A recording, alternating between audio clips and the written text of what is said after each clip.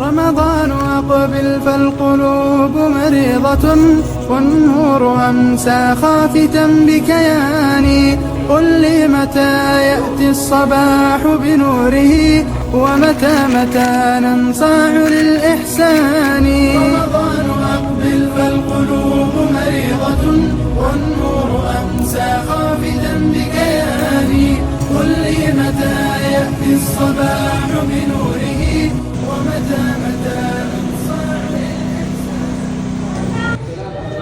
Assalomu alaykum va rahmatullohi va barakatuh. Bugun ko'rib turganingizdek, yana bir yetim bolalar va Suriyadagi mazlum bolalar uchun iftorlik dasturxoni ochdik.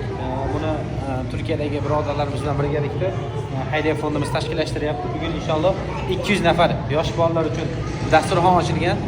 Hozir inshaalloh iftor vaqtiga ham taxminan yarim soat vaqt qoldi. Ular kelishadi, inshaalloh o'tirishadi. Alloh taolo ihson qilayotgan aka-uka opa-singillarimiz barchadan rozi bo'lsin.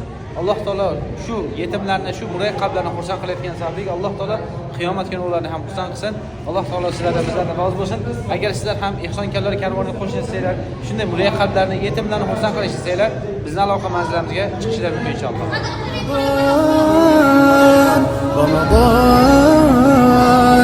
رمضان قل لي بربك هل أتيت برحمة. Mana alhamdulillah ko'rib turganingizdek, yetim bolalar va Suriyadagi, Shomdagi mazlum bolalar uchun iftorlik dasturxonimizni ochdik va yosh bolalarni olib keldik. Taomlantiryapmiz. Alloh taolo ihson qilgan aka-uka opa-singillarimizdan barchadan rozi bo'lsin. Alloh taolo ihsonlarini qabul qilsin. Alloh taolo ushbu muborak Ramazon oyida gunohlardan pok holda chiqishligini nasib aylagan bo'lsin. أهداف في تلك الربا وينتشي التسبيح في الأكوان قل للشهور الماضيات عن الهدى والباقيات من الحياة ثواني والنور أمسى خافتا بكياني قل لي متى يأتي الصباح بنوره ومتى ننصاع للإحسان رمضان